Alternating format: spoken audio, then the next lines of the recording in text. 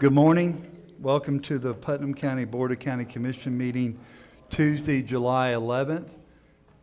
We're going to ask Commissioner Lible to do the prayer this morning and the Pledge of Allegiance by Commissioner Goddard. Would you all please stand? Would bow your heads. Heavenly Father, we ask you to guide all government bodies in this great nation. We ask that all our deliberations and individual decisions be right and just. We ask this in your name. Amen. If you'll join me.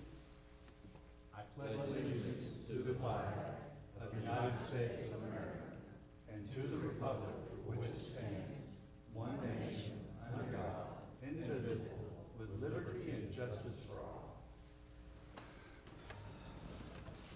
Thank you, Commissioner Lible. Commissioner Goddard. Our next item on our agenda, recognizing Karen Adams, sanitation employee of the quarter. Mr. Gass, if you'll come up, please. Larry, do you want me to read this, or do you want to read it? Don't be scared. Come on up. Bring everybody you want up. Mr. Chairman, if I may. Karen Adams is a staff assistant 2 with sanitation. She started with the county in 2004 as a customer service representative at the tax collector's office. In 2005, she transferred to sanitation as staff assistant 2. Congratulations to Karen for being a selected employee of the quarter. Yay.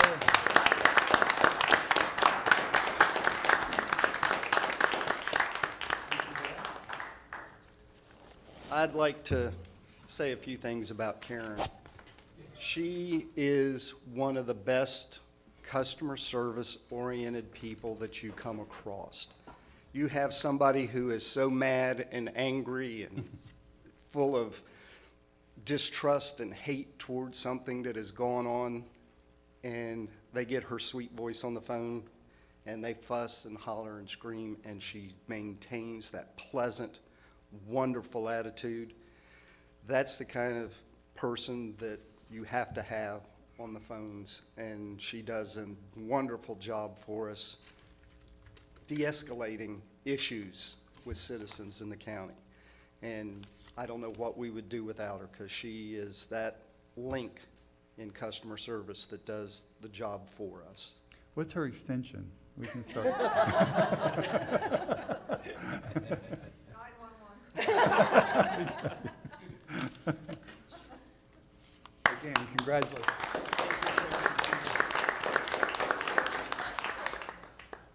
Thank you, everybody. Going up for pictures? Would you like to say a few words? Thank you. Larry, you get right here by you. How are you? You want to come in here? Here, you come over to this side. Okay, All right, tighten up, guys. smile, eyes forward. Look at one camera, not.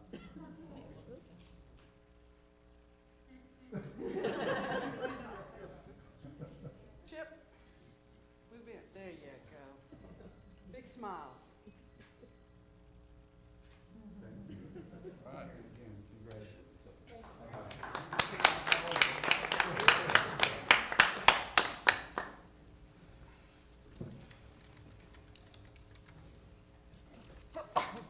Mr. Chairman, Yes, sir, Commissioner.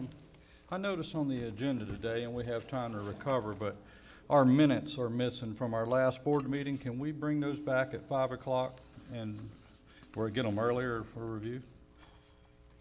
Or- She's waiting on me to review them.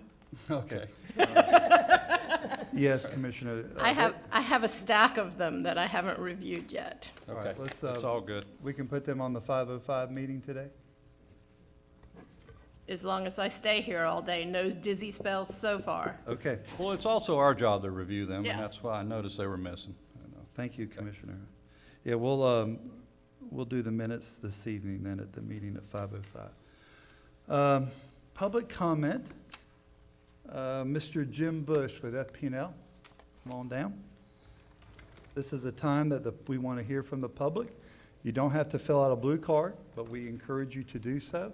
Blue cards are in the back of the room. And if you'll bring them to Tony.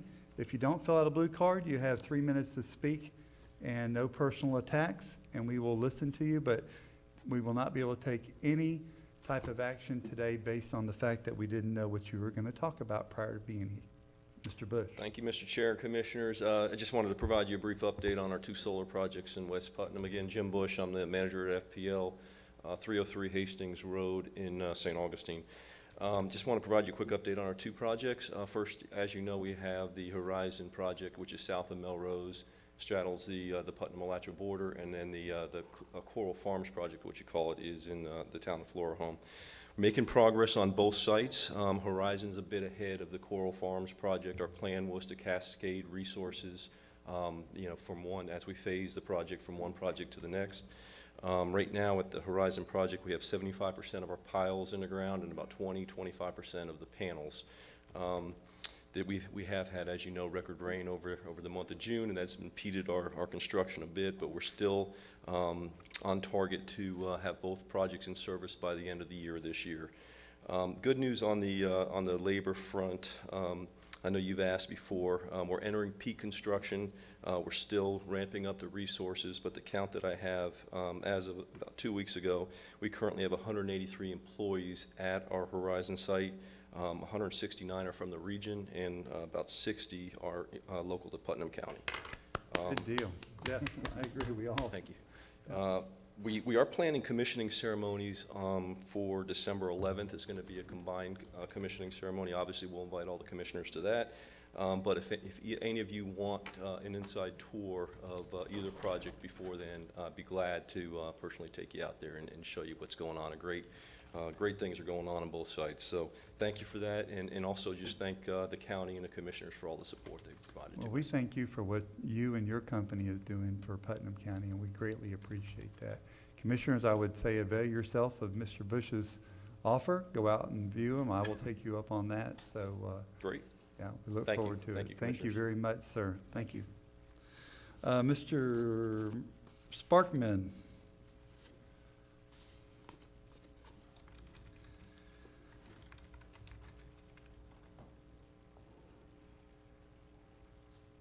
Good morning. Good morning. Merle Sparkman, 103 of Flamingo, Interlochen. I understand we're going to have our taxes kind of boosted up on us a little bit. And I'm going to ask the question, for the taxes we already paid, I don't feel we're getting quite the bang for our buck. 315 looks like it's never seen a lawnmower. And there's places in 315 that the cracks need to have something done to them. And just to clean up the place a little bit, you know.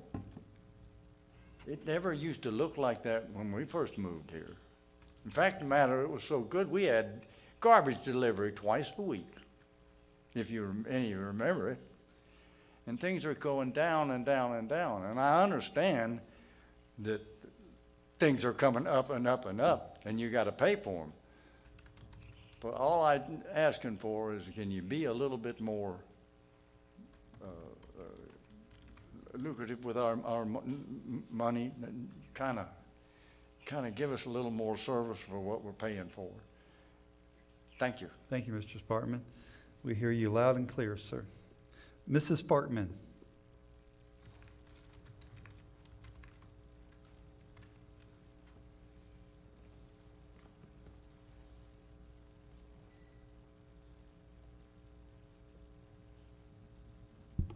Good morning. Good morning. I have some questions about the insurance fees. All of us, and there's quite a few of us, talk. We have had Bates and Hewitt up to here. There's other insurance companies in this county. You can call Allstate, you can call State Farm, you can call Mervyn's and get bids from them. You can call the state, they'll tell you to get bids from. And guess what? If you raise their insurance fees to $800 a month, and we lose any more deputies or employees, the sheriff holds the ace in his hand. Because if that happens, all he has to do is make 2 phone calls and you all will pay. I'm tired of hearing Bates and Hewitt We need to look with somebody else. So it tells me that maybe somebody's getting a kickback, because that's all I've heard. And so now I have one request. Paul, I'm gonna stop. Yeah, we're not gonna have this. I have a request. We need to ask your human resource officer to resign, and that comes from most of us. All right, we're not. Thank you. All right, let me set the record really clear, real fast, and I Thank you. don't want to enter debate. Those companies bid on our health insurance, Florida Blue did. Florida Blue hired Bates and Hewitt as our local provider to help us. That was their decision to do that. And this board has extensively, along with the other committee, poured over our insurance to get this right. We're not raising our employees' rates. We dug into the budget more to help our employees out. So we really have done a great job this year, and I commend the board and the staff and the committee for that. So we will get back with you, okay? Okay, that's fine, but when you call all the other counties around us, you'll find out sometimes Florida Blues are not the best. The county I retired from has Blue Cross and Blue Shield, pays for everything. And the other counties, if they have to pay $400 a month, they match it for those employees. And that needs to happen in this county. And we can go back to the year 2002 up till November 2016 and blame everybody who sit in those seats. And if you watch very carefully, 2 of those seats, we the people replaced. And we're going to fix on doing it again in November 2018. Thank you. Thank you, Ms. Barton. Mr. Milstead, Gary Milstead? Mr. Milstead, your item is an agenda item. Would you like to wait until we get? Something else. I'm sorry, sir? This is a different item. I want to talk about. Okay, I'm sorry. I did not read it correctly. I do apologize. Good morning, everyone. Good morning, sir. I'm curious, you know. You can pull that microphone up to you if you'd like. I'm curious, before the hurricane, you know, we had a lot of docks and a lot of boathouses on the river that were basically being maintained and in good shape. I know for a fact that one of my neighbor's boathouses kind of got a little deteriorated, and someone, and it wasn't me, complained to the zoning commission or the zoning board that it was in disrepair, and sure enough, they apparently forced him to go ahead and fix it.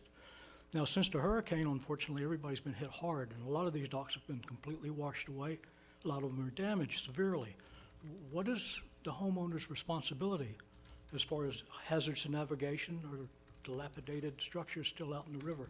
Is there going to be any enforcement, or is it just a case of just if people can afford it, they fix it, and if they can't, it just gets abandoned? I would like to know where y'all stand on that. Commissioner Lible, you're in the maritime. I can tell you there is a backlog. If you're in the dock building business, you've got business for a long time. And that's pretty much the root of the problem that you're experiencing. Other than that, there's no enforcement to force a homeowner to rebuild a dock, but at some point they'll have to remove the pilings and that sort of thing. But I'd say practice patience right now and just give it probably up to a year or two before you're going to see those Well, docks thank you back. for your response. Thank you, sir. Okay, that is the end of our blue cards. If there's any other person in the audience wishing to speak, make your way to the podium, please, and give us your name and address for the record. Thank you. Roxana Regan Weeks, Palaca, Florida.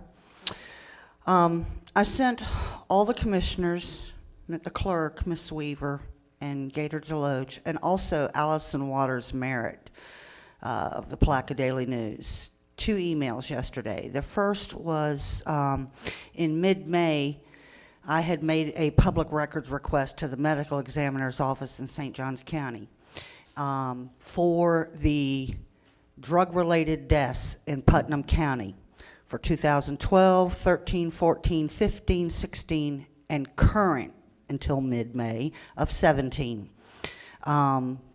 They sent me back that file. I asked them to provide information of all the drugs involved,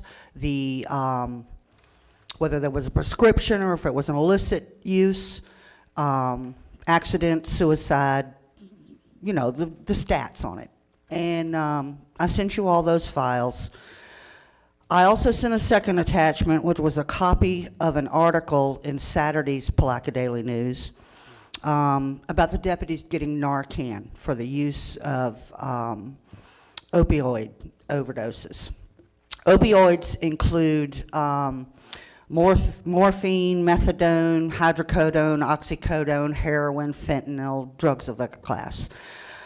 In the paper, in the article, Ms. Waters Merritt writes that Gator Deloach said there were only 2 deaths in 2016 attributed to opioids.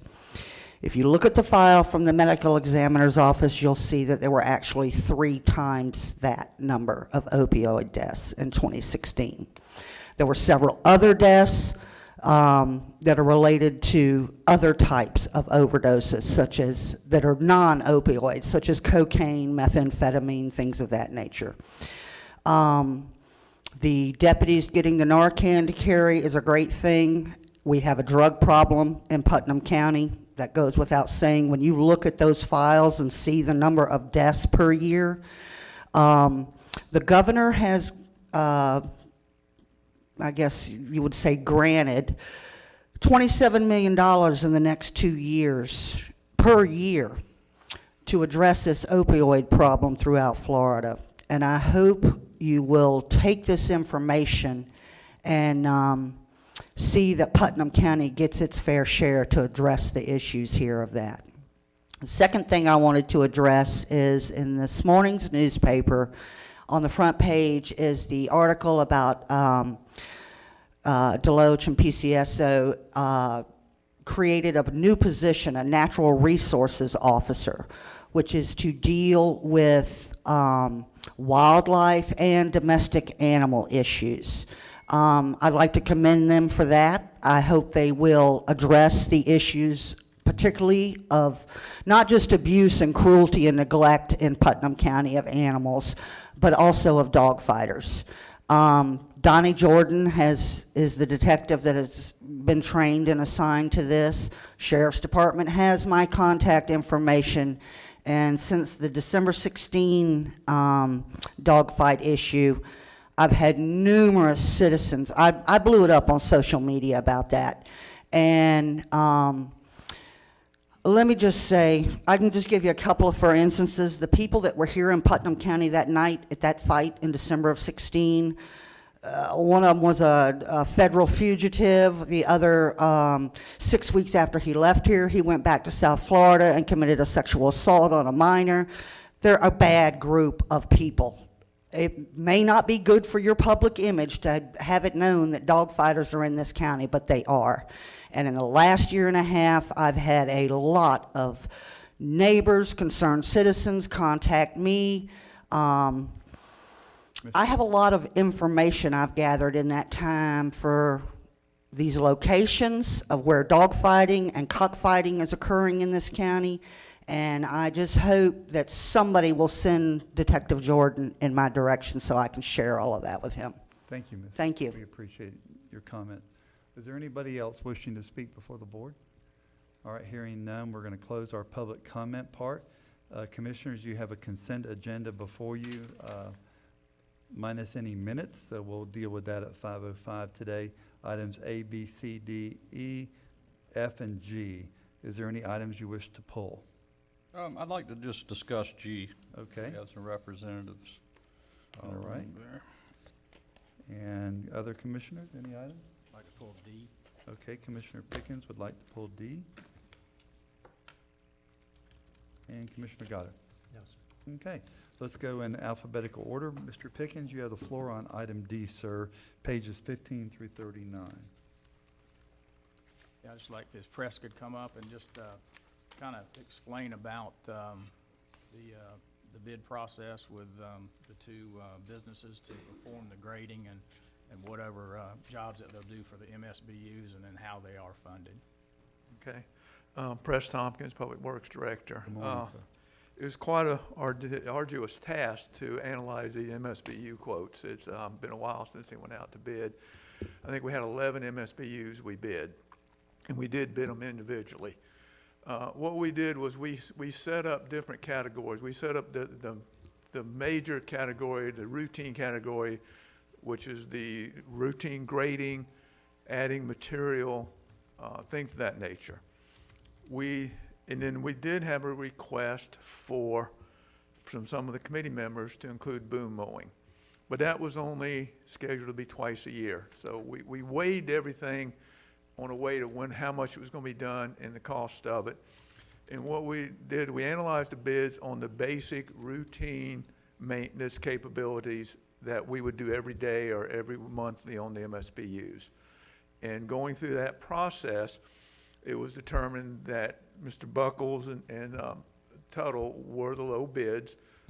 They pretty much held their prices from before. I think they even went down a little bit, but that was how we came up with it. And we, after done the analysis, and I met with Melissa Dillon, our purchasing agent, we went over them in length, and that's why our recommendation is go ahead and continue with Buckles and Tuttle to do our MSBU roads.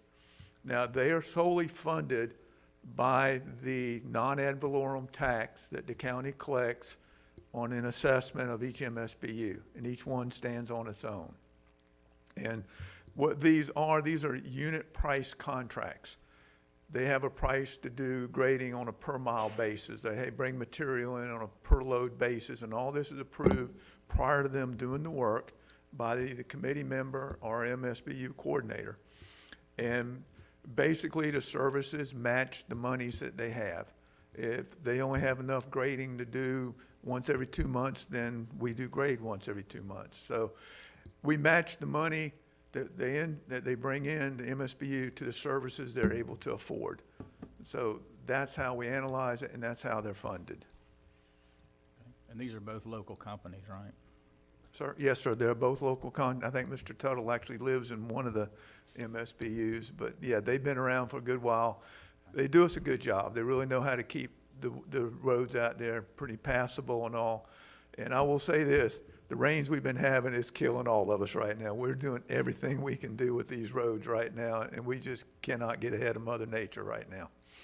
So, Not when you had the rain we had in West Putnam last night. I don't know what happened in Placa, but boy, Same did thing. It hammered us. Same thing. 2 nights in a row. Yeah. I hope that answers Yeah, your question. Thank you very much. Thank you, Commissioner Pickens. Thank you, Mr. Tom. Thank We you. appreciate your explanation. Commissioner Lible, item G, Bartman Trail Mr. Committee. Chairman, if I could, I'm going to ask our former tax collector, Ms. Ken Mahaffey, is with us, and his wife Janice. I don't know if you want to join Ken at the podium, but the Bartram Heritage Highway is near and dear to this whole community, and it's been being rigorously developed for the last 5 years. And tell us about it. As you know, we've worked, Ken Mahaffey, East Palaca, Florida. But we've worked really hard to look at what could bring ecotourism into our county.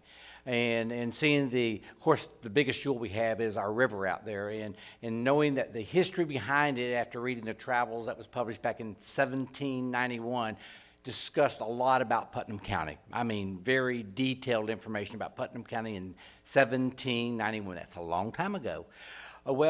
We have slowly put together a water trail, which is called the Bartram Trail, which has become a national recreation trail by the federal government, which is just a great reward that none of us were even anticipating. We also developed some biking trails and hiking trails. Well, these are all activity-oriented type of ways to see the sites that Bartram wrote about. Well, we started looking around, we said, well, what else can we develop?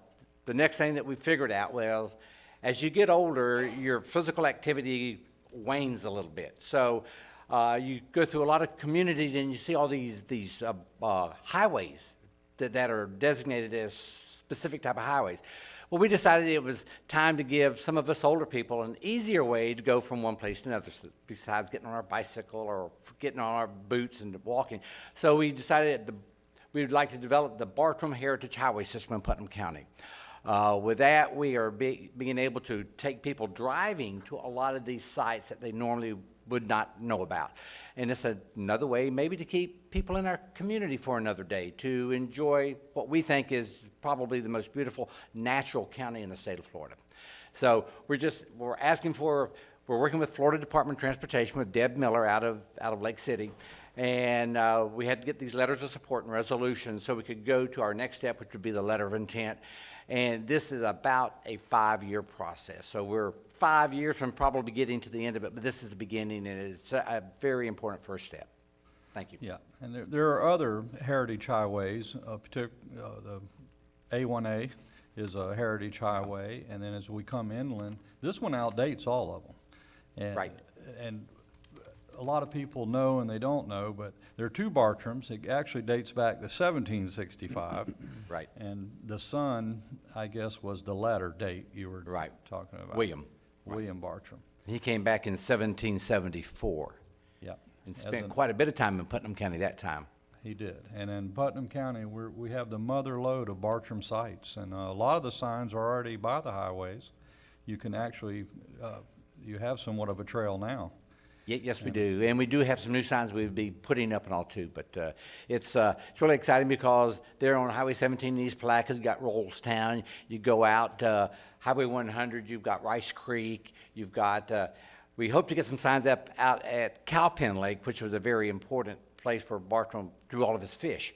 So there's just all over our county, Crescent City, I mean, to Georgetown, to Stokes to Landing. Bostwick, to, I mean, he knew Putnam County better than anybody else, so Yeah. it's really This- very interesting to sit down and read the book when I first moved here. This is very exciting, and we're on the cutting edge, and I just want to thank you and your wife. I know y'all travel to Europe and make these connections, and some of the people from England come here to Putnam County to find out what we're doing. Exactly. Well, been- they didn't realize that we knew who William Bartram was well. We have done a pretty good job of educating our public here about who William Bartram was, and we're started trying to work with the children and all. The St. John's River Center, your little guide, pretend guide going through there is William Bartram. That's taking you around to see the St. John's River Center. So it's just I'm very proud of our community, and particularly you and Janice. Y'all have done a great job, and we thank you. And if you don't know, Ken and his wife Janice pick up garbage all the time in East Palatka. You'll see them on the side of the road. They really don't want to do that, so quit throwing the garbage out. They would rather not do that, but we appreciate all your efforts. And you said you're busier now that you retired than you were before that as our property appraiser, so we thank you for that. All right, gentlemen, items A through G. Move approval, Mr. Chairman. We have a proper motion by Commissioner Lible for items on the consent agenda A through G. I'll second. A proper second by Commissioner Goddard. Is there any further discussion on those items? Seeing none, all in favor signify by saying aye. Aye. Opposed, like sign. The ayes have it. We will recess our meeting until 10 o'clock. We have a Public Works 10 o'clock certain. Thank you.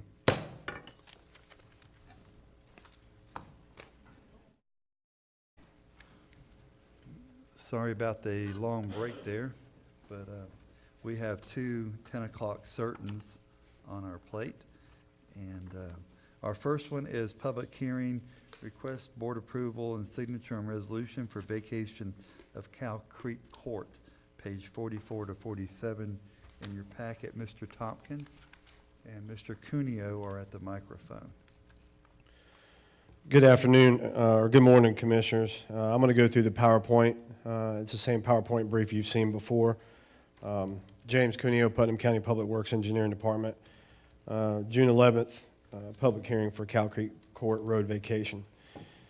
Table of contents is what we're going to go over this morning. Demographics, history, maps, maintenance map, pictures and video. The video is not on here. The pictures are. The resolution that we currently have on it, the tax map, and a recommendation from Public Works. Currently, the demographics of the road, it's a 1/10 mile road. There's 6 residents that are serviced by this road. The road material starts out as pavement, which was installed by residents a few years back, and then it continues on with the shell rock down to the cul-de-sac. The current roadbed width is anywhere between 10 and 8 feet. The actual right-of-way width is 30 feet. It's an actual easement. So this request is coming from Public Works. Currently, to date, the estimated cost of maintenance that we've done is just over $16,000, and our initial recommendation is to vacate the road. Some of the history, we're requesting to vacate the road in the resolution 93-08. The county does own the easement / right-of-way by state statute. There was no maintenance map that was ever filed on this road. Residents have been disputing on this road for years, and every time that Public Works goes down the road, it becomes an issue to conduct appropriate maintenance on that road. So our request is to vacate the road, send residents letters of vacation, requested needed right-of-way if they want it maintained in the future. Here's our current map of Cow Creek Court, right off of our GIS system. This is over off the East River Road area, Palmport. Here's another GIS map showing the road coming down, or the easement coming down, I should say.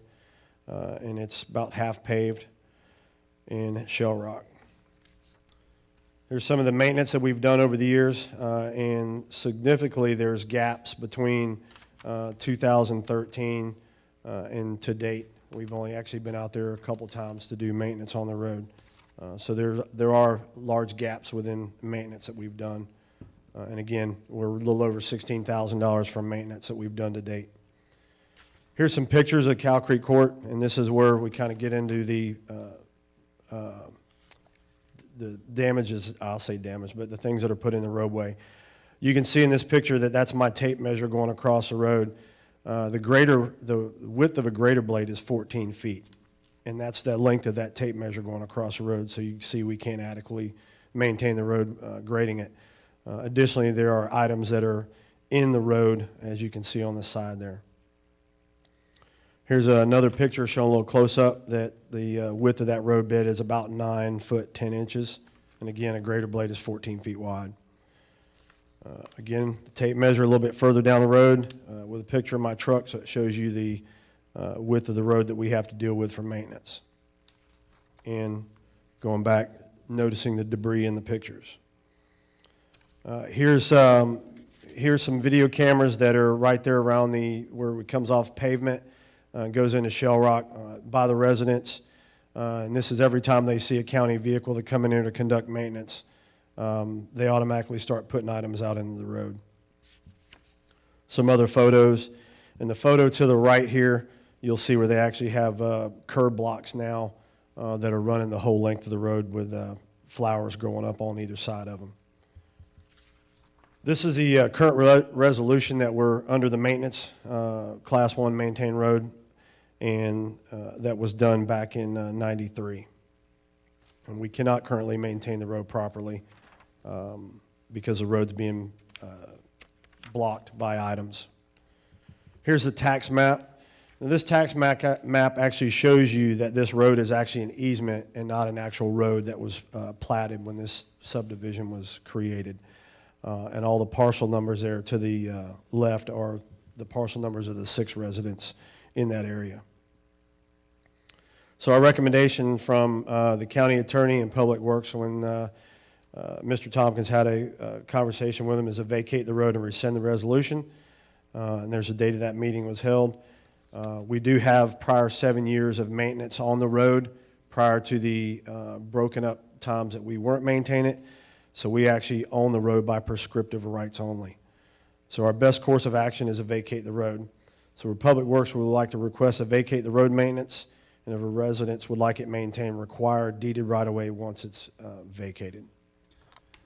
Thank you, Mr. Cunha. Now, this is before us today because, gentlemen, if you remember, we voted on this the last time, but we didn't do a public hearing. So now we're back before the public to do the public hearing.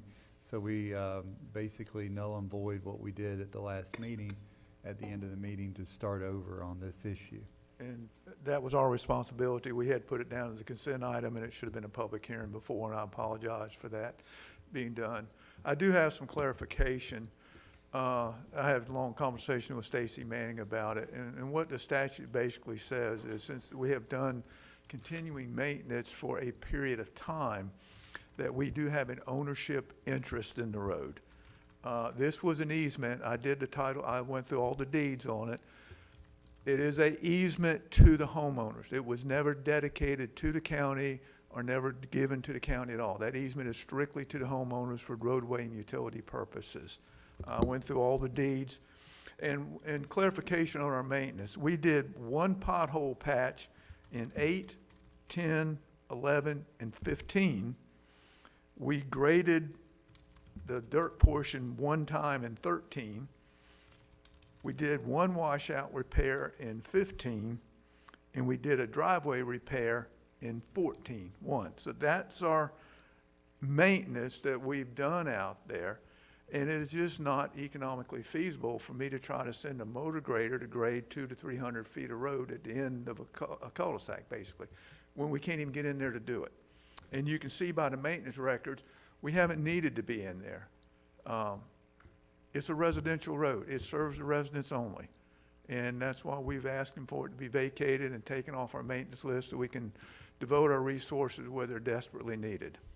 Mr. Tompkins, I have a question, though, concerning the maintenance map versus this resolution that Mr. Dersher signed as chairman. Clearly, to me, the resolution it states that the road was taken into the county maintenance system. That is correct. The commission has the right, the ability to take a road into the county maintenance system, and which was done in 93. Right. Okay. After that period, we did maintain it for that period of time. Then the residents got together and they paved 2/3 of the road. I think on the last 200 or 300 feet, the last 3 residents wouldn't participate in it. Okay. So that was not paved. Since it's been paved, we haven't had any maintenance out there. And like I said, it was an easement. It never was, we never established real ownership of that easement. That was one of the things that we look at. And that's one of the things that we're trying to do now is clean up our maintenance map of what we've taken in maintenance map and make sure we've done the maintenance map and have those filed and recorded of what we're actually trying to claim ownership on. We're trying to get that cleaned up now. We've been working over that for the last year, trying to get that straightened out throughout the county. I have one other question here, and then it appears that there's underground utilities down there by some of the pictures that showed. Yes, sir, there is. If we were to go back and vacate this road today and then let the citizens know on your paragraph on the summary that they can appeal back to us and give us the proper easements to get back on the road, how I'm reading it. The utilities will not be affected because that 30-foot easement is for utility and roadway purposes. But So do we have enough? we do not. We would require our standard 66 feet, and I don't think those residents want to give up 66 feet of roadway for us to take it back into our system.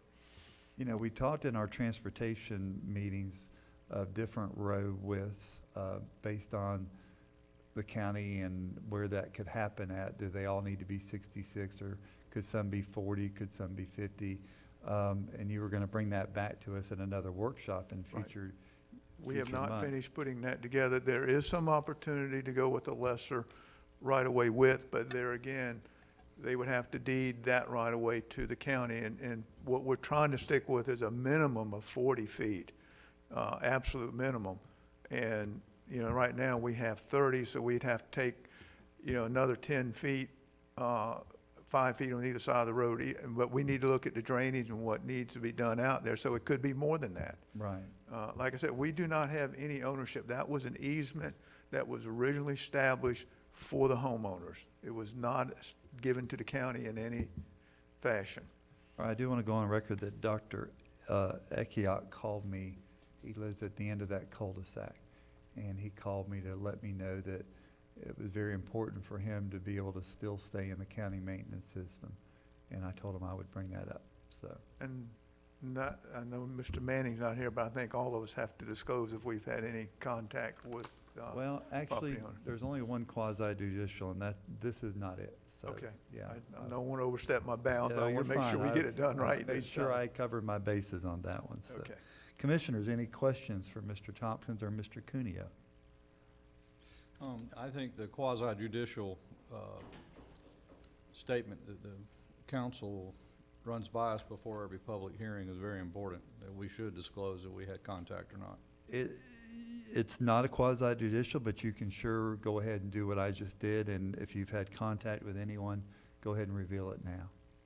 Okay, why is this not quasi judicial? He said it wasn't. I asked him that yesterday. He said there was only one item, and that's coming up on item 6B. Okay, well, I think, let's just do it. Yeah, I think it's safe. That's why I did it. Doesn't hurt. I have talked to Mr. Milstead and also Dr. Akiat. Okay, Yeah, I spoke with the doctor. okay, I spoke with Dr. Akiel also. all right, good deal. I do have a question, so I understand this. If we give the road back to them and they come back and they give the easement of 30 feet, can you take it back in? Not at the 30 feet because we can't maintain that. We'd have to get an additional right-of-way to be able to go in there. We can't grade it at 30 feet. Could you do it at 40? 'Cause I We'd know- have to look at that and see, and that's something we'd have to do some more studies on and see what we could get by with. We have to see where the utilities are located and what needs to be done to actually grade the road properly. So it could be 40 feet, it could be 45, you know, I can't give you a definite answer right now. But it would have to be actually deeded to the county for us to take it back into the maintenance system. Okay, and there's 6 residents on this road, I correct? believe that is correct, yes, sir. Would all 6 have to deed that? Yes, Because- sir. It's either, our policy is it's either all or none, because I can't go across private property to get to public property. But we wouldn't know, going back to the question I asked him, Commissioner Pickens, based on the underground utilities and the drainage, we wouldn't know how much we need until we really engineered that road to see what we could get by with. And with possibly, with the underground utilities, we might not be able to, might not ever take it back in the system. If it needs more drainage, if it needs, yeah. That's true, but that to me is a separate process. If we go through the vacation, if they want to come back to us at a later date and petition us to deed right away to us, and we'll go through the formal studies then and see how much right of way is needed. But I think that's a separate process other than what we're doing here today.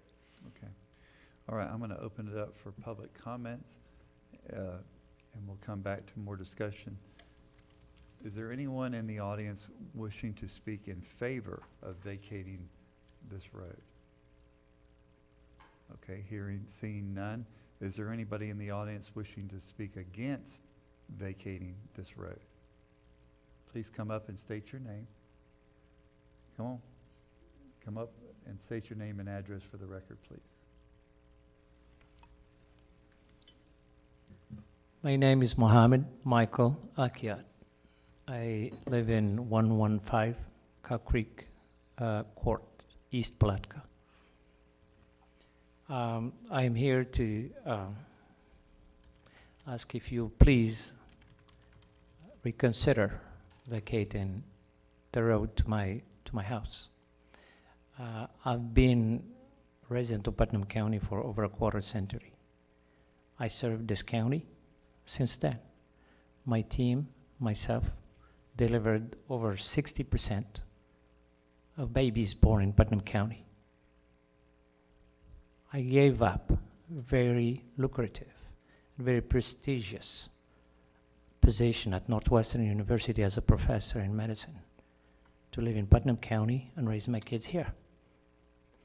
I stayed in Putnam County where all the talent deserted us, and to the point where unable to recruit additional physicians in the county. I'm a first responder. I love this county. I shop this county. My kids went to school in this county. At least one of them is currently completing her education in medicine, and she's hoping to become a rural physician and hopefully practice in Putnam County. Now, as a first responder, I need to go in and out of my house. I'm not able to do that sometimes because there are some holes there that are 20-inch deep. Now, since I've been there, that road required very little maintenance. We are not asking for anything that's super fancy. We don't see, I heard about 40 feet. I don't have any problems with that, but I don't think we need 40 feet wide road.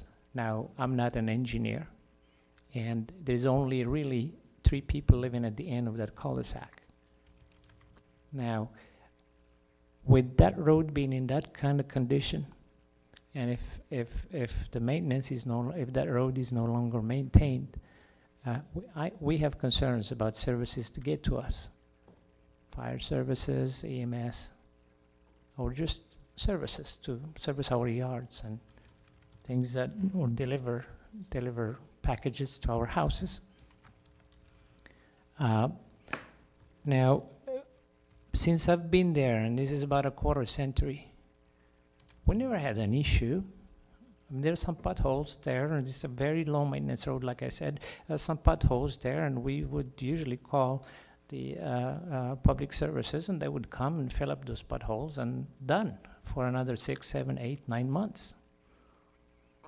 The letter, or at least the statements that were said here, is that residents keep putting stuff in that road.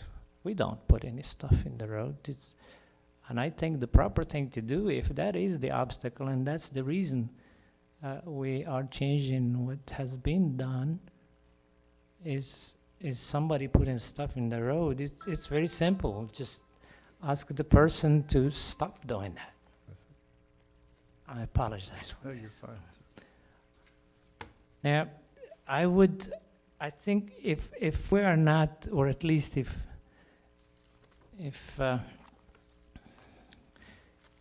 your honors decide to proceed with vacating, at least if you're not able to support our objection, I would ask at least to reconsider, or at least give us some slack and some time to further investigate what really needs to be done in those roads, what it would take to fix the problem, and talk to the residents and see if they're amenable to the solution before taking a drastic position of just vacating and walk away from the issue.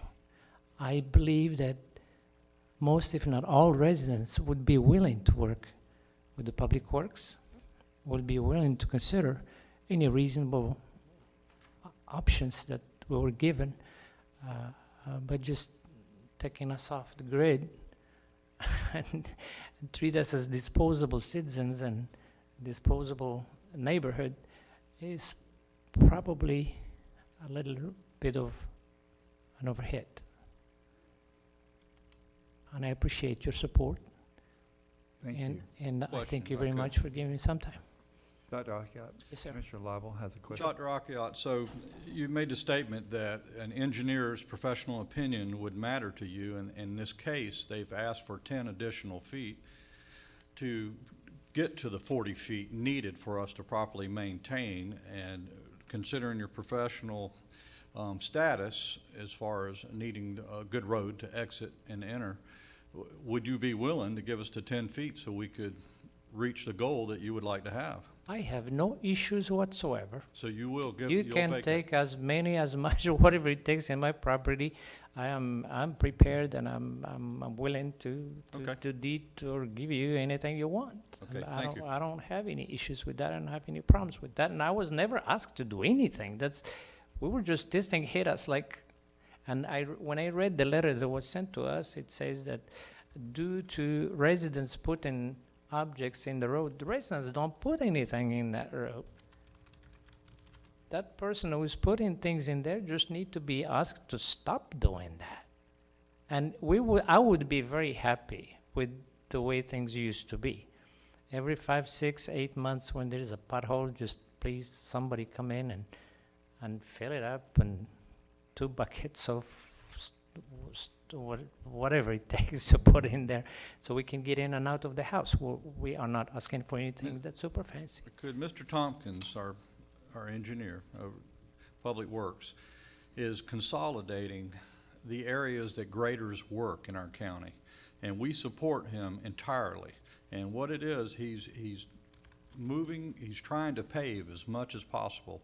If we got a geographical area that we only have one road in that needs greater maintenance, it's better for us to go pave that road and not go there anymore, but occasional potholes you just mentioned. And that's his strategy. We're trying to work a strategy Right. here. So we need cooperation from your neighborhood to reach that strategy. Our goal is to get more money in our budget by being more efficient. And he is leading the charge there, and he has our support. So we're not picking on the neighborhood, we're trying to reach a goal. And any cooperation would be much appreciated. Definitely, and I appreciate your comment, and I see exactly what you're saying. As a professional, I also have to design or change things based on situations that I'm facing. And I think one shoe fits all really should not apply in this situation. And I think there is an opportunity for all of us to learn something from here and devise a certain plan that helps the residents of that, not only the residents of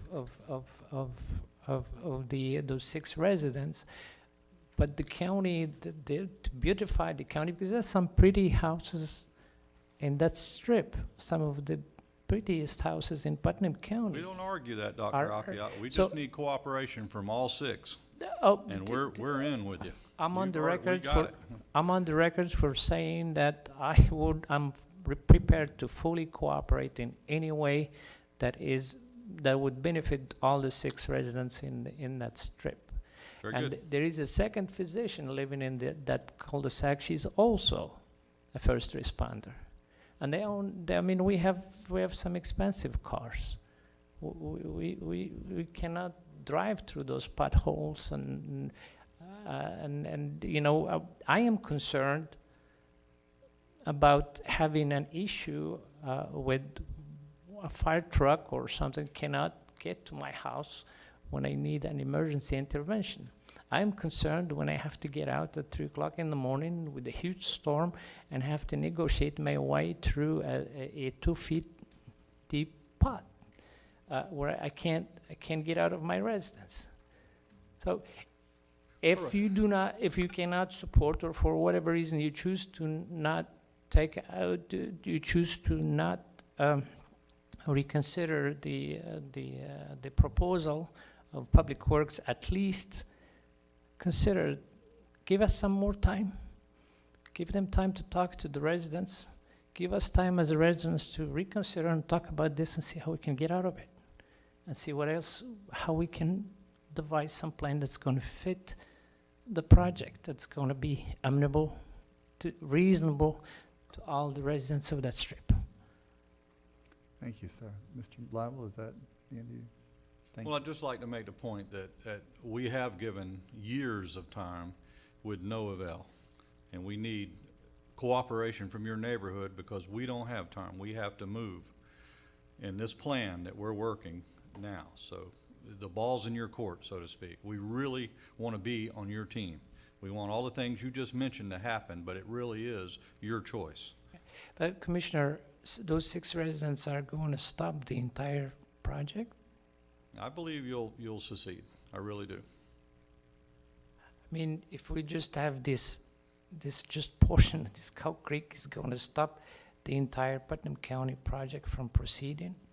No, sir, that's not what we're doing. We're working a plan, as I explained.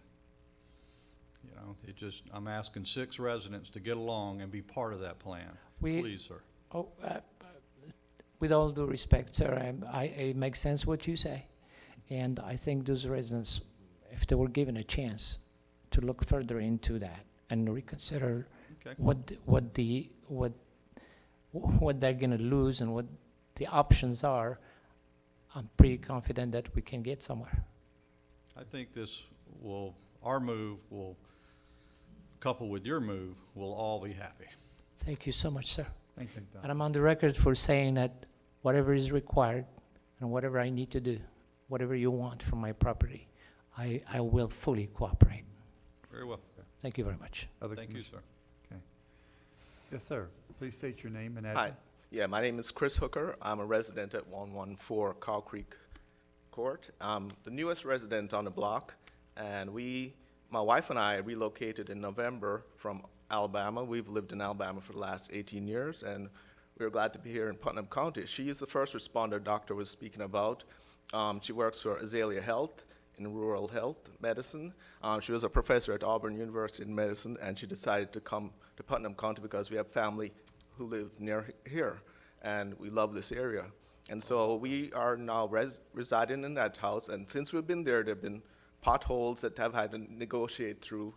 And, you know, and garbage is important for us because, you know, I don't know where we would haul the garbage to if we didn't have services. So I'm going to be real brief. I just want to thank you for the opportunity to speak here, and I'm willing to give whatever land area is needed for access. I think it's important that we have access, and I think one of the reasons why we moved here was because of the beauty of Putnam County and the resources, the fishing, things like that. And my daughter will be graduating from pharmacy school next year, and we hope to open a small pharmacy here.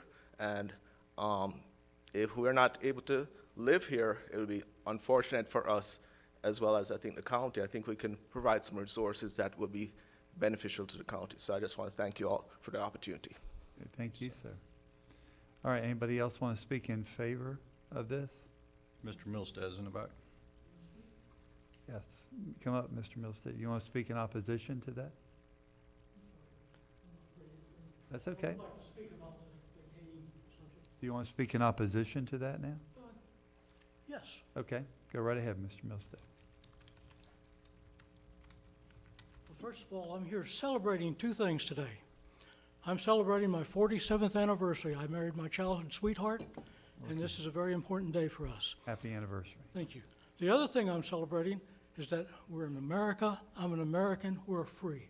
I can get up here and I can speak, I can voice my opinion, and no matter what I say, as long as it's civil and not illegal, I can go home and I don't have to worry about disappearing in the middle of the night.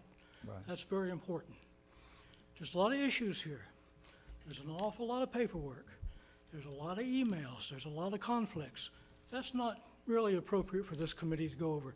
That's something that the investigators and the lawyers can go over if they want to, if they need to get into that kind of detail. But the situation is really very simple. This is a situation, the issue is private property rights. That is the whole issue.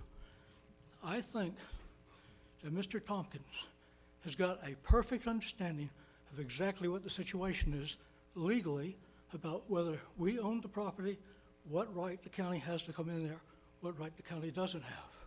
I want to ask you gentlemen two questions. One question is, from my last presentation, did you go over the photographs that show the condition that the road's in now and the other stuff? And the other question is, did you read the police report written by Major Gary Bowling? And I'd like a response. Did you do that? Well, all right, I'll tell you, I didn't read the police report, but I did look over the maps and I did go out to your area and look at the road. But the police report's not, we're talking about a road Well, you know, and there's big. been an awful lot of Yeah, that's- discussion that's- about why there are obstacles in the road, what the problems are Well, on the road. Let's Mr. get Milstead, beyond let that me now. ask you this. Let's Right just- now, we have, the county owns 30 feet of easement. Is That's there what I wanna talk obstacles about. inside that 30 feet? Okay, that's what I want Is to there talk. obstacles inside the 30 feet? At this point in time, no, because there's Who no put 'em need for there? them, because there are no problems occurring on the road at this point in time. But my question is, we own 30 feet of right-of-way.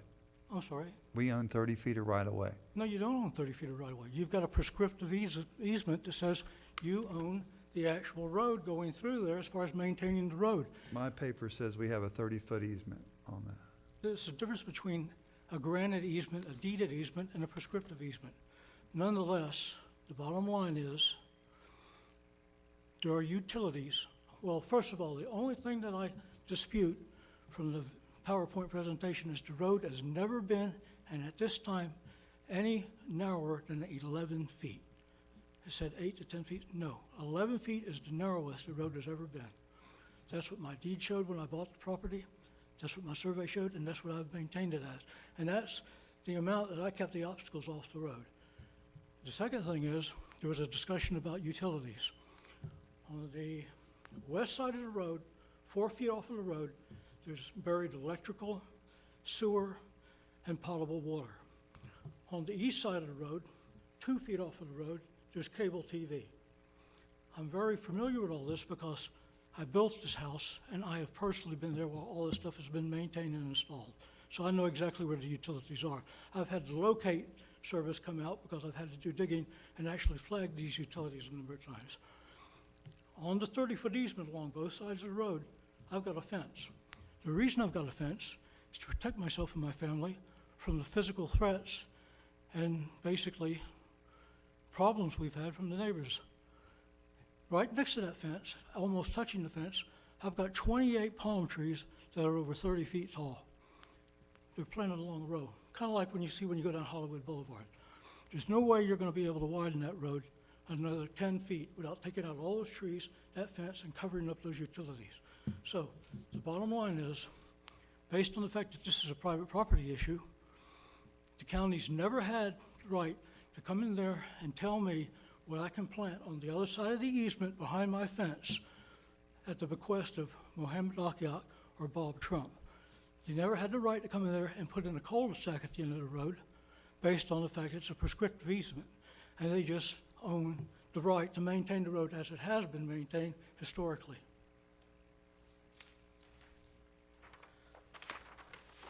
This is what was out there before I bought the property.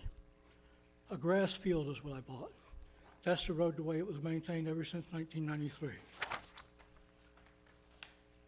Mr. Milstead, I need to say this to you. If you're presenting documents to us, Yes, sir. they'll be given to the clerk of the court. Would it be possible for me to flash them and then just hand them all to her afterwards? You will, but you will not get them back. They become No, that's property. fine. That's Okay. In 2006, this is what was maintained. There was not a cul-de-sac. It was about an 11-foot wide dirt road.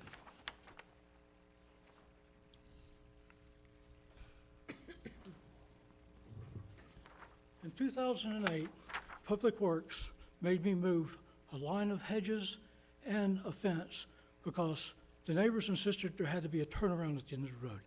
Didn't have to be a turnaround until after they sued me. They had my house destroyed and I lost the lawsuit.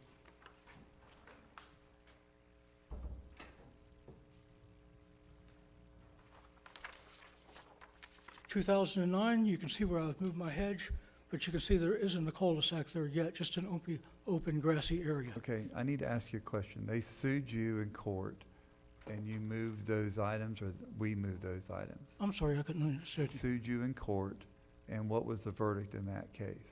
Well, the verdict was that it was a frivolous lawsuit, and Bob Trump wound up losing his house because he had to pay me the $50,000 judgment bond that was awarded because of the fact that it was a frivolous lawsuit and that he shouldn't have sued me in the first place.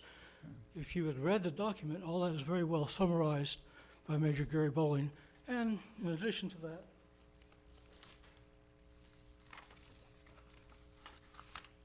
this is the video evidence of why Gary Bowling had to do an investigation, as well as all of the misdeeds of the person that was the reason I had to put obstacles in the road to protect ourselves physically.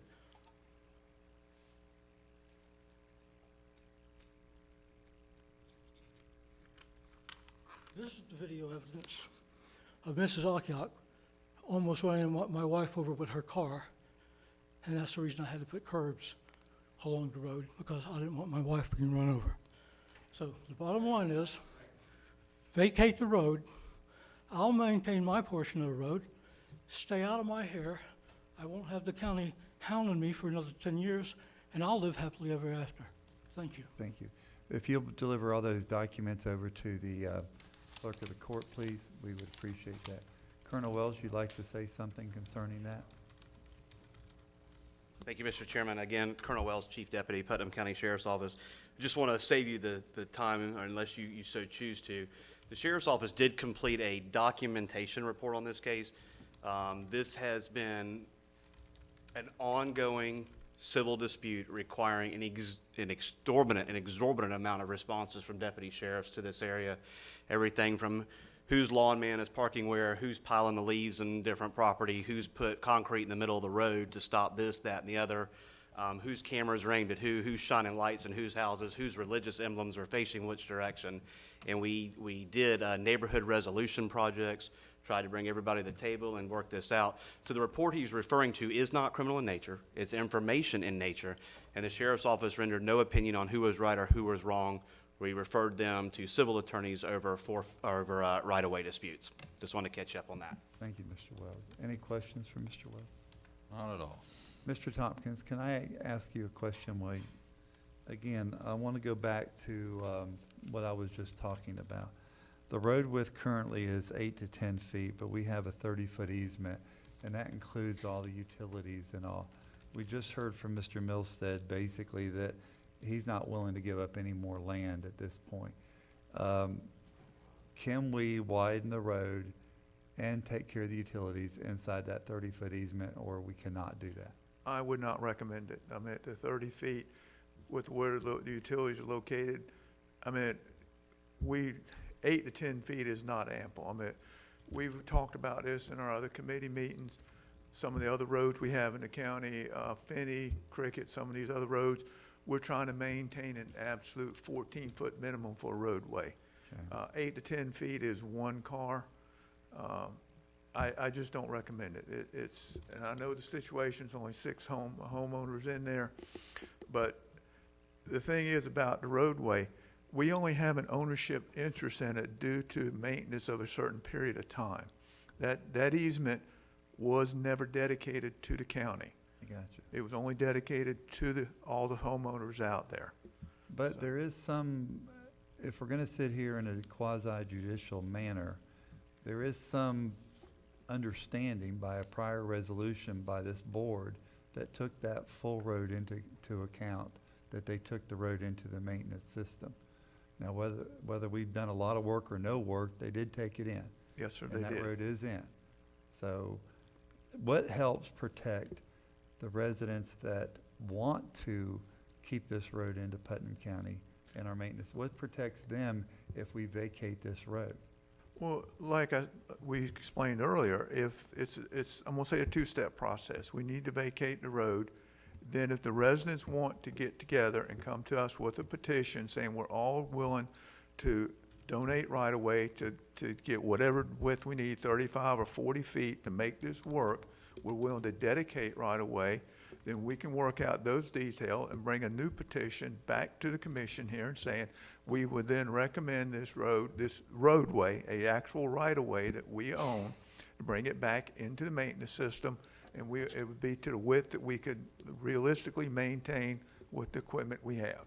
Can that be done backwards? And my point is this: do we have to vacate the road in order to bring all the parties to the table, or can we bring all the parties to the table to get the proper width before we vacate the road? We could do it either way, it's your pleasure, but I will say this has been an ongoing civil dispute for many, many, many years. I don't see us delaying it is going to really accomplish anything. And that's just my opinion of it. We've been going through this thing for years, long before my time. I've reviewed the records on it. We delay it for another year, and I think we'll be right back here in the same place. Well, it appears to be there's no resolution here, and we've got some citizens that will be affected by it if we vacate that road today. And what's their effect? I don't know what their effect will be. And I'm hesitant to go down that path. I know Dr. Akiat would like to speak now, but commissioners, any questions for Mr. Tompkins while he's here? Yeah, you asked to do this backwards, and that's exactly what we've done all these years, and where has it gotten us? I know. And remember that overall goal that Mr. Tompkins is trying to provide to us, efficiencies. We must stay on task. That's all I've got to say. I'm done. Chairman, can I add something? Yes. The problem that rolls in here is this is a 30-foot ingress and egress easement that is on every deed of the 6 property owners. That is what's surveyed out onto this. However, the resolution that was done did not specify the width that the county was going to take into the maintenance system. That's where you get into prescriptive rights. Right. We are only allowed to maintain what we can touch. So when the residents put items in the road and we can't go past that, we have a difficult time doing that. Right. And I do have the video here that I can show you if you want. But what we're trying to ask is vacate the road, let's go back through the process, let's get the width that we need. Because right now, the current resolution is kind of vague. Is it 30-foot easement or is it a 5-foot easement? And if you have one resident that's blocking us from doing what we're doing, because there's no number on this current resolution that tells us what we are allowed to maintain out of our office. I understand. All right, let me let Mr. Akiat speak one more time, and we're going to bring, go ahead, Commissioner Goddard. Before you step down, I just have a question. Now, right now, when we're maintaining it, we are not grading this road, correct? Because you can't. That's correct. That's So what we maintenance is only repairing of these potholes. can't- Yeah, that, like I said, we've got very sporadic pothole maintenance out there because we can't get a grader in there. Commissioner, we were at one time. I mean, it is a class, when I was area supervisor, we were maintaining it, grading it on a regular basis. And it just got too difficult to get in there and grade it, so we had to stop. Well, I'm just curious, do we have to grade it? Or can we just continue with just repairing the potholes? And not, you know, we'd still have the prescriptive easement, but we wouldn't have to, It's more costly for us to just go in there and repair a pothole without grading the road and getting it to the right grade to get the water off of it. All we're doing is perpetuating the same problem. We go to the same pothole and fill it in. 6 months later, we're back filling in the same pothole because we haven't been able to remedy any of the drainage problems or take care of the roadway as it should be taken care of. okay, yeah, that's what I was wanting to find out. Is it cost effective? Is it It is costing us not more cost- money? As James showed you, we've spent $16,000 for 6 residents. That's way more than I spend if I took the average of the county as a whole. You know, $16,000, 6 residents is a lot more than I would spend normally on a resident in the county. I mean, when you start looking at it, getting down to the micro level, it's hard to justify it. Thank you. And additionally, what we're asking is we are only vacating ownership and maintenance.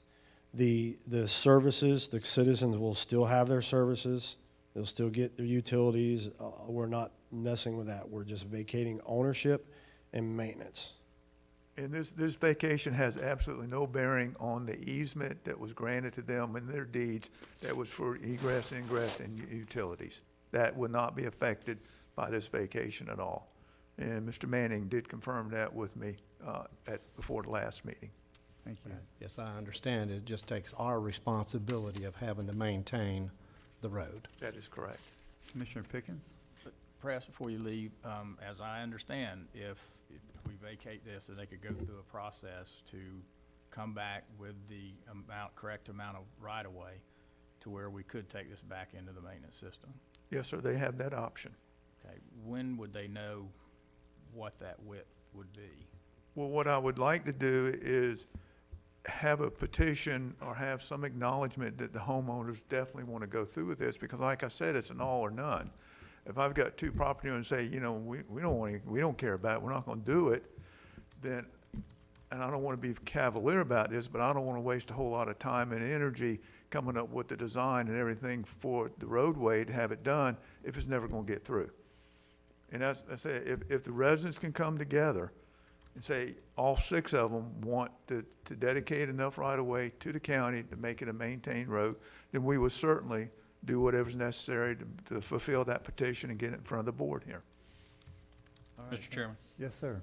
Mr. Lott. And to go on what you just said, you've got in your memorandum here a period of 1 year, so we don't waste the county resources on what you just said. That is correct. Okay.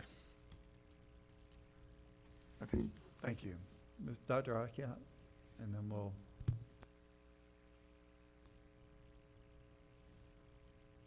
I just want to follow up.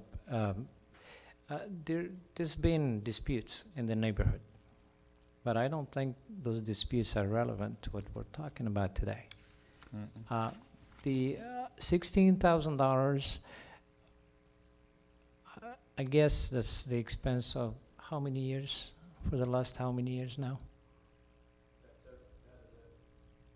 That is everything we have on record. I pulled the entire history on that road. For how many years would that be? it's ever since it's been the county, so. I've got from 1993 to today. So $16,000 over 25 plus years. I am fairly confident that most of the residents, at least three residents that I know in that neighborhood, have no clue about what's going on or what has happened. I think the major expense that was spent on that road is paving a portion of that road, I guess 2/3 of that road. That's where the major $16,000 expense came from. Negative, sir. The residents paved that road. The county did not pave that road. I understand that the county came up with half and the residents paid half.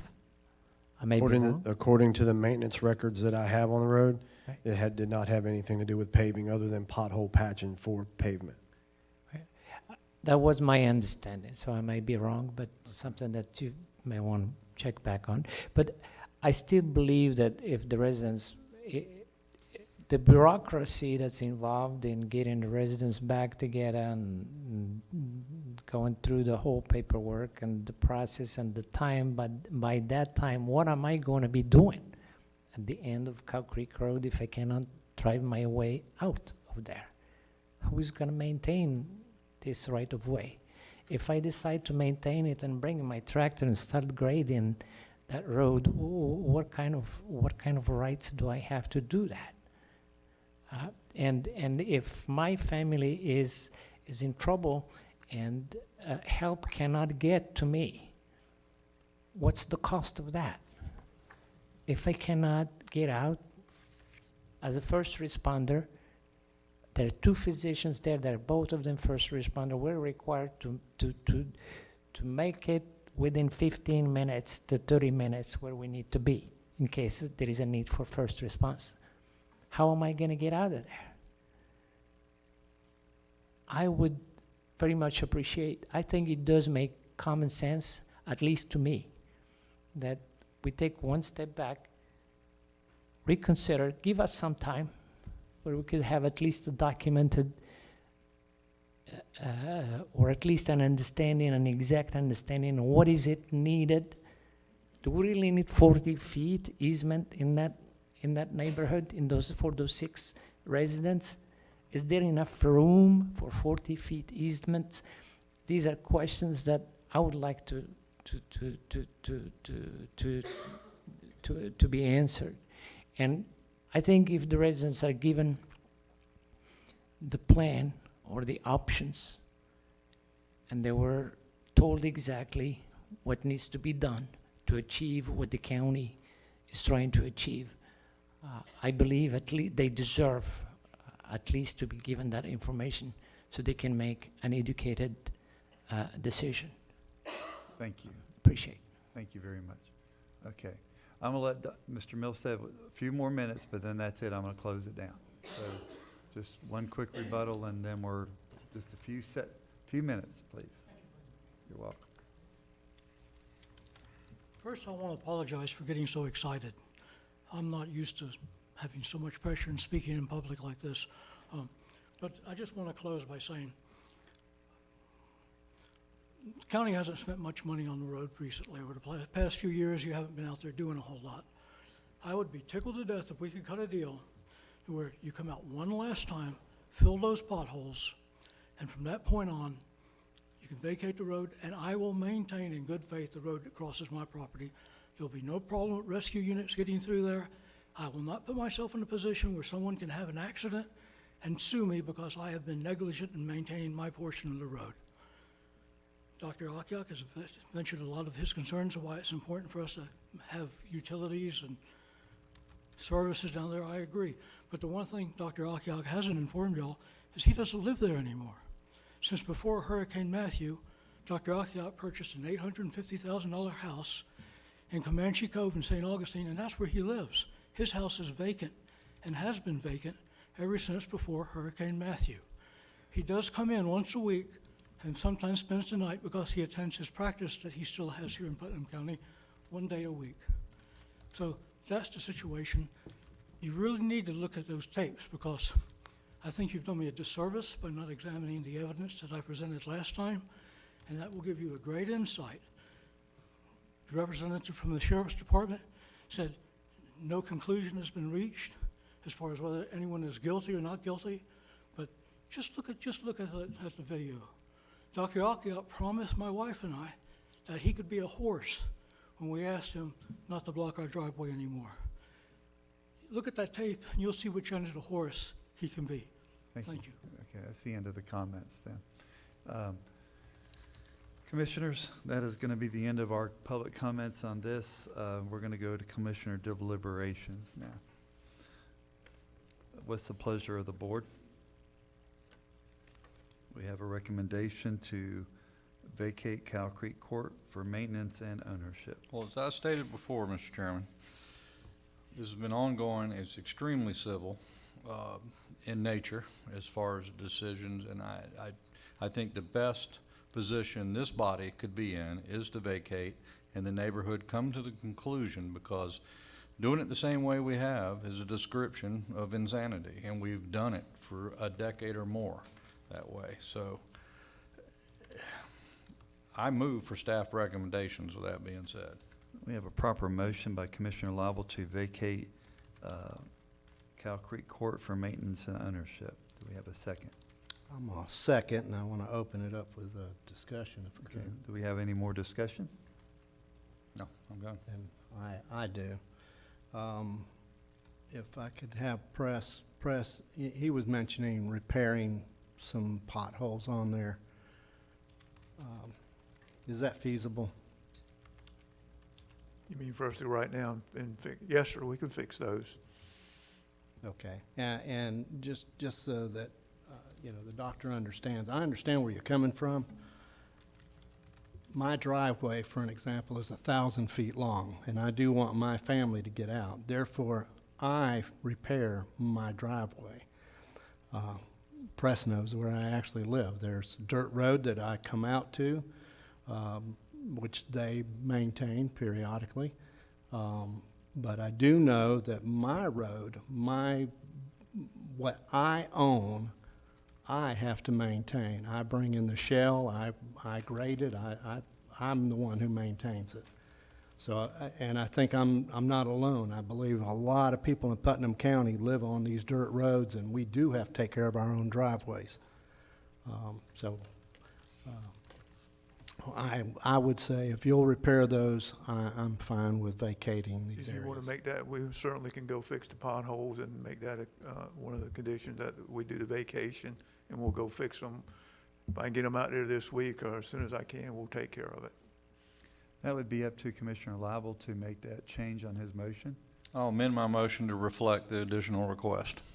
Okay, so we have a proper motion to vacate with the work that would be done to fix the current potholes and probably bring the road up to some standard level of standard right now. Is that Yes, sir. correct? Okay.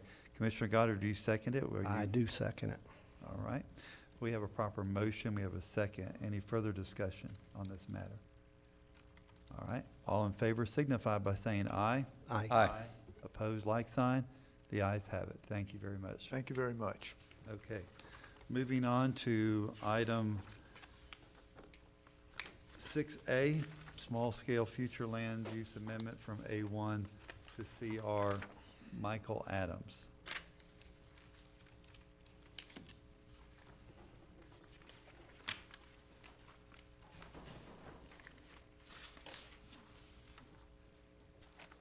Good morning, Mr. Harvey, and please the board. We have two concurrent cases before you. So it's a small map change and a rezoning for the same parcel. Again, my name is Sarah Brennan, Planner 2 with Planning and Zoning. The applicant is Michael Adams. The request is for a small-scale land use change from Ag 1 to commercial on two separate parcels totaling 8.95 acres. The location of the parcels is 355 and 361 State Road 207 in East Palatka. Here's an aerial showing the two parcels highlighted in blue. This is the existing future land use. As you can see, it's mostly ag, but there is some commercial. This is the proposed future land use. These are the current zoning districts. As you can see, there's commercial zoning largely along the corridor, and the two parcels are currently zoned agriculture. Just a brief overview of the analysis.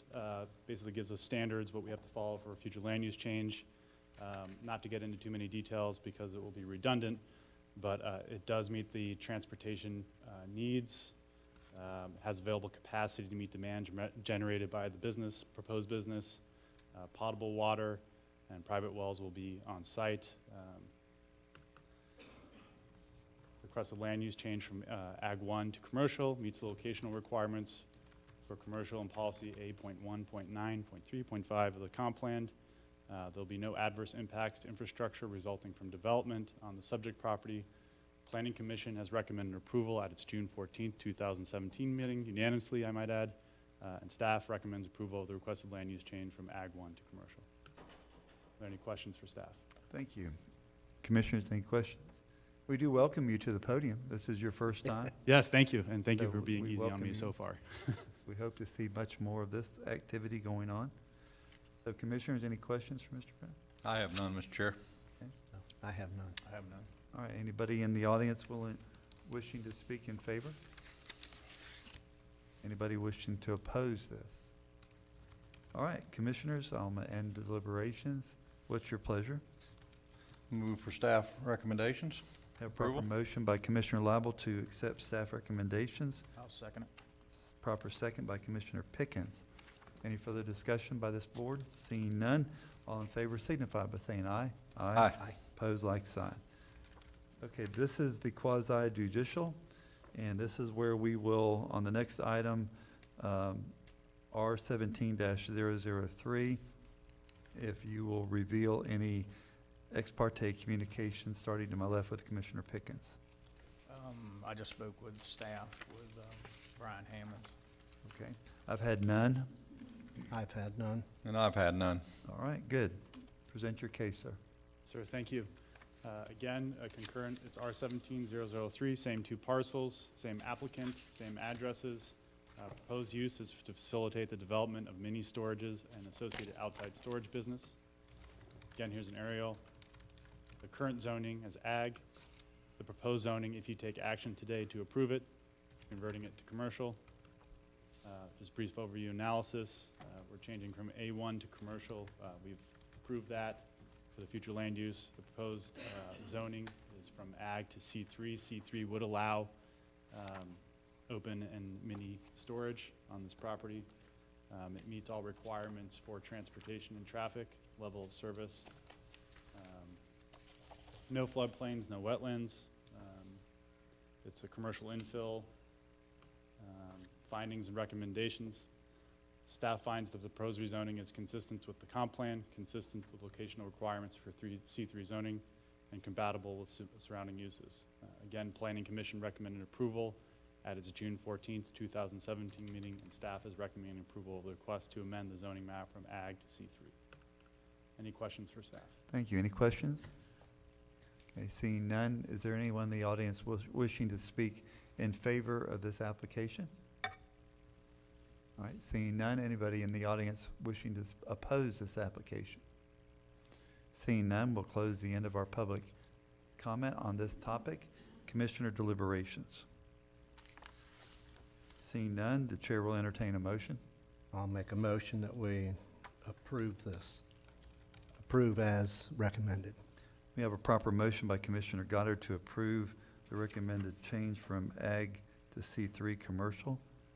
I'll second it. We have a proper second by Commissioner Pickens. Any other further discussion by this board? Seeing none, all in favor signify by saying aye. Aye. Pose like sign. The ayes have it, and that's done. Thank you, sir. Thank you. Wasn't as scary as you thought it would be, was it? Wasn't too bad. There you go. Item 7, appointments. Gentlemen, any appointments to any of our committees that are sitting here now? I have none. None. I have none. I have none. Okay. Item 8, County Administrator. It'll be our Budget Director and Deputy County Administrator, Ms. Stacy Popel, to talk to us about the acceptance of the tentative budget and proposed millage rates. And you should have that addendum in your hand now. Yes, county administration is required to present to you a balanced budget generally by the 15th of July. We usually do it at the first meeting in July, and here we are. The tentative total county budget of $109,070,059 is shown on attachment 1. All the fund budgets are balanced. While the numbers may change in the coming weeks, the budget will remain in balance. Many budget review committee meetings have been held to review components of the proposed tentative budget. Recommendations and related changes are reflected in the attachment 1 document. Due to ongoing economic conditions in Putnam County and the cumulative effects of previous state legislation, the county continues to be revenue challenged. While this year there has been a small uptick in property values, the revenue produced is insufficient to cover current needs at the previous tax rate. Reserves have dwindled and can no longer be relied upon to the extent they have been in the past to offset current expenses. The proposed fiscal year 2017-18 budget is balanced and reflects a proposed general property tax millage rate of 9.8892, which is a rate increase. The current tax rate is 9.0914 mils. The proposed fire MSTU millage rate is 1.1 mils, which is the same. The calculated rollback rates are general fund, 8.8568 mils, and fire tax MSBU, 1.0755 mils. At this same meeting, the board is setting the proposed millage rates, which will go into the trim notice to all taxpayers. Again, the fiscal year 2017-18 proposed general property tax millage is 9.8892 and 1.1 mils for the fire tax MSTU respectively. There are no actions required on this first part, other than you have now officially been presented the budget. On the second part, what staff's staff's recommended actions are, we'd like you by motion to accept the tentative budget, although you don't have to, and we'd like you to set the millage rate. Also, we need you to set the date, time, and place for the tentative budget hearing as Tuesday, September 12th, 2017 at 5:05 p.m. in this boardroom, and set the date and time and place for the final budget hearing and adoption of the final budget and millage rates as Tuesday, September 26th, 2017 at 5:05 p.m. So 2 motions, one to accept the budget and set the millage rate, and a second to set the date, time, place of the final hearings. Actually, well, 3 of them. We're going to accept the tentative budget, then we'll set the proposed millage, and then we'll do the dates on the, so what was the dates again that you proposed, September 12th? The 5:05 on the normal meeting days in September, both of them. Okay.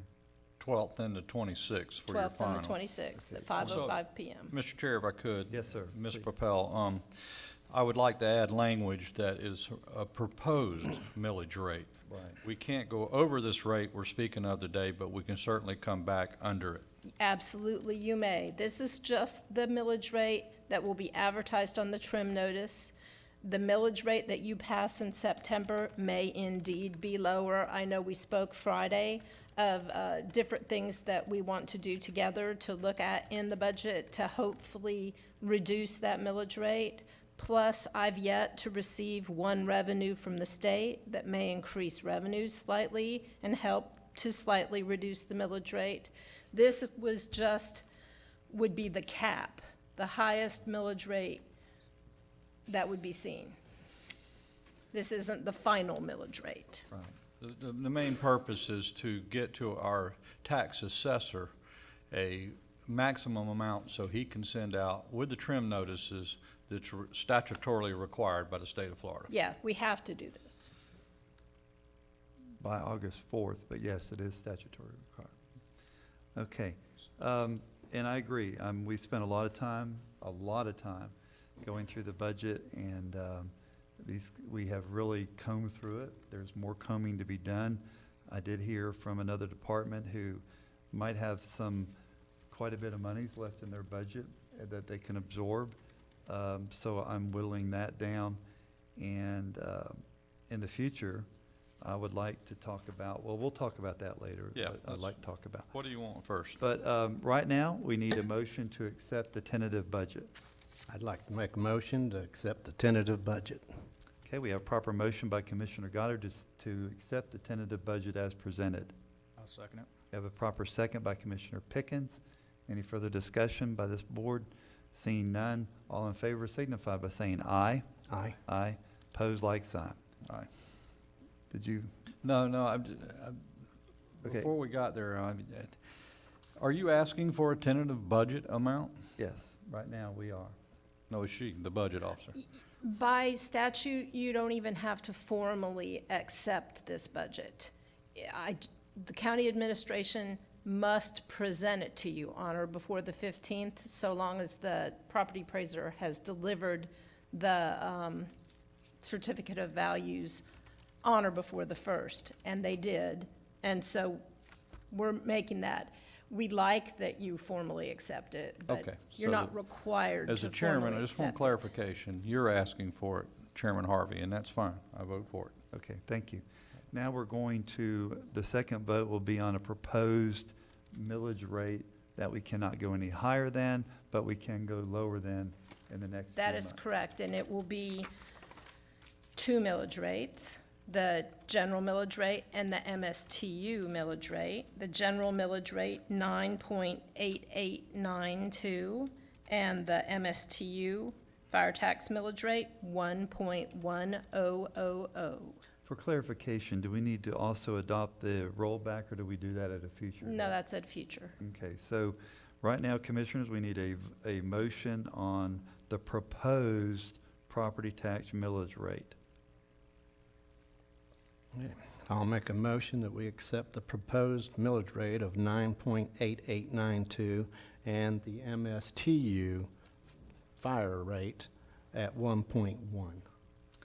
All right, we have a proper motion by Commissioner Goddard. Do we have a second? I'll second it. We have a proper second by Commissioner Pickens. Any further discussion by this board concerning proposed millage rates? Seeing none, all in favor signify by saying aye. Aye. Opposed, like sign. Okay, the ayes have it. Okay, and the next item of the agenda is setting the dates of September 12th and the 26th, was that correct? Okay. Yes, that's At correct. 5:05. These will be our last meetings. These will be our last chance to change any of the budgets prior to going out. They will to- both be advertised public hearings. Yep. So, Commissioners, we need a motion to approve the budget hearing set for September 12th and 26th at 5:05. I will make that motion, but I would also like to add the location, which will be this boardroom at that Yes. time. Okay. We have a proper motion to accept September 12th and 26th at 5:05, and location being here at the BOCC Board of County Commission Meeting Room. Do we I'll have a second. We have a second by Commissioner Goddard. Any further discussion by this board? Seeing none, all in favor signify by saying aye. Aye. Aye. Opposed, like sign. Thank you. The ayes have it. Thank you, Ca- gentlemen. Thank you, Ms. Papel, for all your hard work, and more to come, I'm sure of that, as we get closer to September 26th, and we look forward to that. County Attorney Stacy Manning is not with us today. Clerk of the Court, Mr. Tim Smith. Thank you, Mr. Chairman. We have no items. Thank you, Mr. Smith. Commissioner comments to my right, Commissioner Lible, I have no items today. Thank you. Commissioner Goddard. No, I have no items. Commissioner Pickens. I do want to say on behalf of all the board, Ms. Pauline Palacier passed away, one of our lifetime residents here in Putnam County. And if you were able to go to the funeral, the viewing, but we did pay our respects. And we wish the family of Ms. Palacier Godspeed in that behalf. I have no other comments, so considering anything else, is there any other business to come before our board? We will recess this meeting till 5:05, where we have planning meeting at that time. Thank you.